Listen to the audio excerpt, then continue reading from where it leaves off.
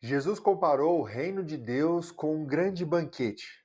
Uma mesa farta, cheia de convidados, mas quase ninguém quis participar ou ir a essa mesa. E hoje, quantos casais vivem a mesma realidade?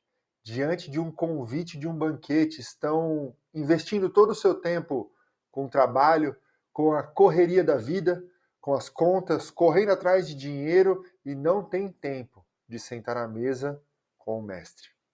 Hoje, nós vamos fazer mais um vídeo da nossa série chamada As Parábolas de Cristo e as Finanças de um Casal, extraindo aprendizados poderosos dessa parábola que Jesus nos fala sobre o grande banquete. Há muito ensinamento, há muito aprendizado que nós teremos nessa parábola para as nossas vidas, a começar pela minha casa. O que essa parábola tem a ver com as finanças de um casal, você vai descobrir a partir de agora. Antes de começarmos esse vídeo, eu quero te convidar a fazer parte daquele que será o maior canal de finanças para casais do Brasil. Se vocês querem receber conteúdo sobre investimento em casal com propósito, planejamento financeiro familiar, organização financeira da sua casa e da sua família, se inscreve no nosso canal, ativa o sininho para que você não perca nenhum conteúdo do nosso canal. E se esse vídeo fizer sentido, deixa o seu like para que o YouTube entregue esses princípios para mais casais e mais famílias também. Nós estamos construindo uma série com base naquilo que Jesus nos ensinou sobre dinheiro. Você sabia que das 38 parábolas que ele contou, 16 delas falam sobre questões financeiras e nenhuma delas fala sobre quantia monetária em si? Nós vamos desvendar nessa série de vídeos que estamos fazendo as 16 parábolas e os princípios que Jesus nos trouxe através delas para a nossa vida financeira como casal e como família. Se a nossa casa estiver alicerçada nessa rocha que é firme, que é forte, que é o fundamento da sua palavra, nós suportaremos toda e qualquer pressão.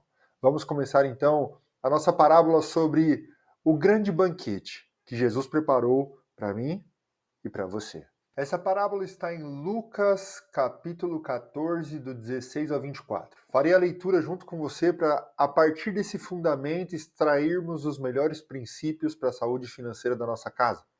Jesus diz assim no versículo 16: Jesus respondeu: certo homem estava preparando um grande banquete e convidou muitas pessoas. Na hora de começar, enviou seu servo para dizer aos que haviam sido convidados: venham, já está tudo pronto.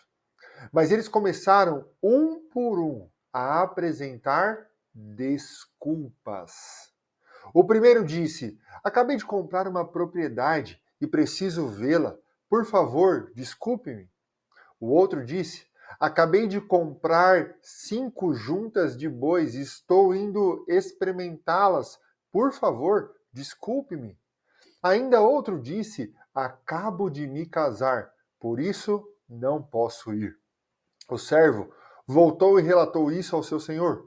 Então o dono da casa irou-se e ordenou ao seu servo: vá rapidamente para as ruas e becos da cidade e traga os pobres, os aleijados, os cegos, os mancos. Disse o servo: o que o senhor ordenou foi feito e ainda há lugar. Então o senhor disse ao servo: vá pelos caminhos e valados e obrigue-os a entrar para que a minha casa fique cheia. Eu lhes digo: nenhum daqueles que foram convidados provará meu banquete. Provará do meu banquete. Olha só, aquilo que o Senhor nos deu, aquilo que o Senhor nos confia, casa, carro, junta de bois, terrenos, responsabilidades, cartões, limites, acessos, tudo o que o Senhor nos deu e nos confiou para sermos bons mordomos, Ele não nos confiou para que isso se apegasse ao nosso coração. Perceba que o Senhor não está falando contra você ter uma casa, você ter um terreno, você ter uma junta de bois, você se casar. Contudo, diante daquilo que foi o convite do próprio Jesus a estes homens, a resposta deles é que as suas ocupações eram mais importantes do que o convite do seu Senhor. E essa parábola nos traz um senso de urgência e prioridade daquilo que fazemos com os nossos bens e recursos. Aqui existe um grande princípio para extrairmos a nossa vida financeira como casal e como família. E a partir de agora eu quero trazer para você 4 grandes princípios para ajudá-los diante dos desafios financeiros e dessa parábola que Jesus nos trouxe, trazendo esse grande ensinamento. E o primeiro princípio que eu quero estabelecer para nós diante dessa parábola é o princípio de onde está o seu coração. Verdadeiramente, diante das orações que você fez no passado, diante de todos os pedidos que você fez ao Senhor no passado, pedidos que Ele te enriquecesse, te tirasse das dívidas, te ajudasse a sair de um nome protegido no Serasa, te ajudasse a comprar a sua primeira casa, seu primeiro terreno, sua casa na praia, te fazer uma pessoa próspera e abundante. Diante de todas as orações que um dia você já fez e hoje você consegue desfrutar daquilo que foi a realização das suas orações. Ainda existe tempo para o seu Senhor e sentar à mesa com Ele e participar de um banquete? O nosso coração, tantas vezes, é enganoso. O nosso coração nos diz que estamos pedindo um carro para oferecermos carona aos irmãos da igreja e abençoarmos a vida de outras pessoas, mas até hoje nosso carro não passou de 2 ou 3 pessoas que são as que moram na nossa casa. Nunca oferecemos carona a ninguém. Acabam os compromissos, somos os primeiros a ir embora. O nosso coração é enganoso. Quando estamos diante do desafio e da dificuldade, fazemos promessas, clamores, jejum, oração, nos entregamos, mas quando recebemos aquilo que tanto almejamos, onde fica o nosso coração? Depois que recebemos as bênçãos de Deus. Essa parábola nos mostra muito daquilo que é a prova do nosso coração diante daquilo que nós pedimos. Se amamos mais o Deus que pode nos abençoar ou se amamos mais as suas bênçãos. Se amamos mais estar diante daquele que está pronto a nos abençoar, pronto a nos corrigir, nos amar e estar conosco durante toda uma eternidade, ou se amamos mais aquilo que ele nos oferece, que é momentâneo e passageiro, e logo estaremos de novo pedindo coisas novas. Logo estaremos de novo pedindo mais, porque somos insaciáveis na nossa humanidade. Essa parábola nos faz pensar sobre esse exame do nosso coração. Ei, olha o seu passado. Quais foram as orações e as promessas que você fez ao Senhor? Hoje, diante de tudo que você está vivendo, ainda resta tempo para sentar à mesa? Ou o pedido do Senhor ainda continua sendo a prioridade absoluta da sua vida, do seu coração, das suas atitudes, das suas finanças e do seu comportamento? O segundo princípio que nós extraímos aqui dessa parábola é o princípio de que quais são as nossas prioridades? A vida financeira o tempo inteiro está nos trazendo novas demandas. A cultura, a sociedade, o marketing está o tempo inteiro querendo gerar novas demandas, necessidades, prioridades na nossa vida e no nosso dia a dia. Saímos de casa com o foco de que não iremos comprar nada naquele dia e voltamos para casa cheios de sacola, com um contrato assinado, uma parcela feita, uma casa comprada sem sequer sentarmos para fazer cálculos e contas, porque não temos prioridade na vida financeira. E quando nós falamos de prioridade na vida financeira, estamos falando de limites, prazos e valores.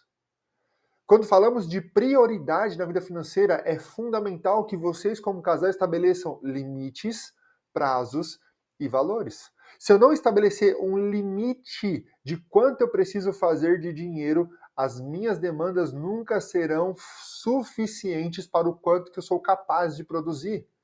Se eu produzo 5, eu sou capaz de gastar 5. Se eu produzo 10, eu sou capaz de gastar 10. Se eu sou aquele que antecipa sonhos, eu estou gastando 15 e estou buscando agora dinheiro para pagar os 15 que eu já gastei e sequer vou desfrutar desse benefício.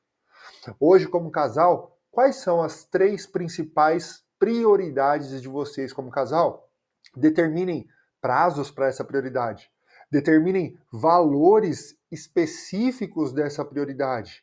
Determine limites.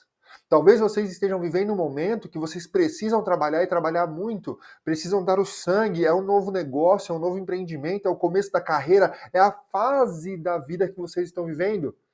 Qual é a prioridade? Diante dessa fase da vida, qual é o prazo que você vai colocar para que ela volte a ser como deveria? Tendo você tempo de qualidade com a sua família, com seus filhos, não só sendo aquele que paga uma excelente escola, mas aquele que está presente diante da mesa com a esposa e os filhos, e vice-versa. Durante a minha experiência no Banco Santander, eu vi mulheres que chegaram a cargos excepcionais na instituição financeira e quando chegaram no topo da montanha, elas olharam para trás e falaram: é hora de abandonar tudo isso porque a minha família está ficando lá embaixo nessa montanha e eu preciso voltar e resgatar. Então, foram com muita coragem, abriram mão daquilo que tinham de maior benefício, talvez êxito na vida de alcançar esses cargos para cuidar das suas famílias. Quais são as suas prioridades? Essa parábola nos fala sobre as prioridades e aqui diante de um convite do próprio Senhor para as nossas vidas. Estamos priorizando aquilo que é mais importante? Sentem como casal, sentem como família e perguntam. Definam 3 principais alvos e prioridades financeiras de vocês. Ao alcançarem essas metas, desfrutem, comemorem, sentem à mesa, vivam esse momento em família que é maravilhoso. E o dinheiro serve para isso, para proporcionar esses momentos a nós de conquista, de avanço, de comemoração. Definam 3 prioridades. Foquem juntos, com foco e energia nas prioridades que vocês definiram e vocês irão muito mais rápido alcançar aquilo que vocês estão propondo no coração de vocês, com alinhamento de linguagem, de propósito e a bênção de Deus sobre a sua casa. Antes do terceiro princípio, eu vou deixar para você que esse vídeo é o nosso primeiro vídeo da série falando sobre o rico insensato. Um homem que tinha uma única prioridade, enriquecer a si mesmo. E o Senhor disse para ele algo muito importante. Louco, ainda hoje pedirão a sua alma. Para quem ficará todo esse recurso? Essa parábola vai te ajudar a conectar com o que estamos falando aqui e acrescentar na jornada financeira de vocês como casal. Assistam também porque está muito poderoso e muito valioso. Nosso terceiro princípio vai falar sobre gestão de custos e gastos. A maneira como vocês gastam o dinheiro de vocês hoje, a maneira como vocês utilizam a disponibilidade de limite cartão de crédito que vocês possuem hoje, vai determinar se as prioridades de vocês serão as prioridades do reino ou as prioridades da terra. Como assim, Vinícius? A Bíblia nos fala em Provérbios que quando pegamos emprestado, nos tornamos escravos de quem empresta. Logo, se eu me torno escravo de alguém, eu tenho um senhor. Quem tem sido o senhor da sua vida? Os bancos? Um agiota? Parentes? Quem tem sido o senhor da sua vida a partir da continência que você presta na sua vida financeira?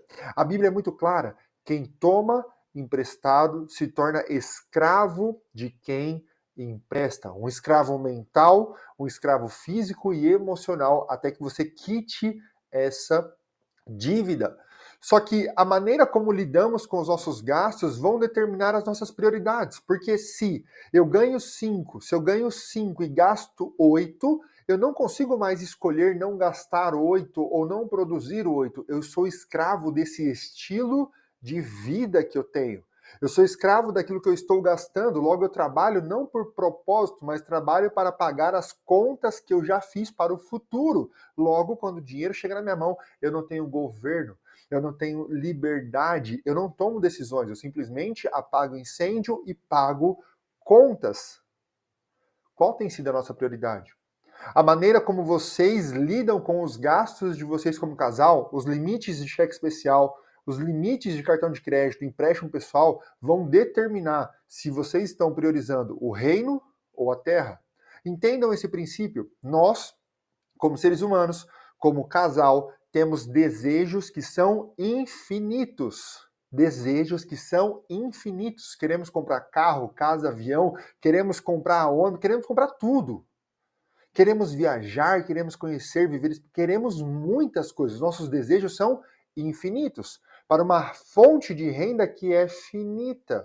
Para uma fonte de renda que depende da força de trabalho desses trabalhadores, que é extremamente finito. Então, se eu não faço uma boa gestão de gastos e a maneira como eu gasto o meu recurso, eu me torno escravo do meu estilo de vida, porque os meus desejos são infinitos. Precisamos encontrar essa harmonia, então, de vivermos com harmonia, com equilíbrio, com paz, com alegria, mas tendo uma gestão de gastos eficientes, para que os meus gastos não me tornem escravo do meu próprio estilo de vida. E aí, quando o Senhor me chamar, e quando Ele me chamar, eu falo assim, Senhor, não, calma, deixa eu pagar esse boleto, deixa eu acabar com essa dívida. Não, ei, o Senhor é a prioridade, deixem tudo, esqueçam tudo, sentem-se à mesa do banquete. Só que quando nós estamos vivendo essa vida de dívida, de contas, de boletos, nós não conseguimos pensar em sentar na mesa. Não nos sentimos merecedores, dignos, não nos sentimos aqueles que podem sentar porque temos um caminhão de dívidas e contas para pagar. Mas entenda, ninguém te obrigou a fazer isso. Nem Deus, nem o diabo. São decisões que vocês, como casal, podem sentar, realinhar, ajustar para, a partir de agora, fazer uma gestão de gastos mais eficiente, trazendo para vocês liberdade de decisão, ao invés de uma prisão financeira pelo seu estilo de vida. O nosso quarto princípio dessa parábola e último princípio vai falar sobre generosidade. A generosidade de quem se doou, a generosidade de quem pegou dos seus recursos e investiu num banquete em uma mesa para servir aqueles que não poderiam lhe dar nada em troca, não poderiam lhe dar nada de volta. Na economia do reino dos céus, a generosidade não é um ato isolado, ela é um estilo de vida. Ela precisa ser na vida de vocês como casal um estilo de vida. E não uma generosidade cega em que você sai doando tudo para os outros, não fica para sua casa, não guarda os seus, não protege a sua casa, simplesmente doa tudo e é generoso com tudo. Mas uma generosidade genuína, verdadeira, dentro de uma gestão financeira que vocês falam, esse recurso ninguém mexe, é do Senhor. Usamos para abençoar órfãos, viúvas, multiplicamos aquilo que recebemos. Casais generosos não vivem apenas para acumular, criar seus próprios celeiros e suas próprias riquezas como rico e insensato. Eles vivem também para abençoar, transbordar aquilo que recebem. Eles entenderam que tudo veio de Deus, teve um começo em Deus, e quando expressamos essa generosidade, somos a voz de Deus, as mãos de Deus na terra, expressando o seu caráter de generosidade. Olha o tamanho do privilégio que o Senhor nos deu de, através dos nossos recursos, suprirmos a pobreza dos nossos irmãos, de pessoas que conhecemos ou sequer conhecemos, mas se estamos sendo abençoados e recebemos do Senhor, podemos transbordar. Quando um casal é generoso, eles arrancam a escassez do seu coração. A escassez perde a força. A vaidade perde a força. A avareza sai do seu coração, porque você percebe que mesmo que você tenha pouco ou muito, você consegue ajudar quem não tem nada e está esperando alguém generoso como você para ajudá-lo.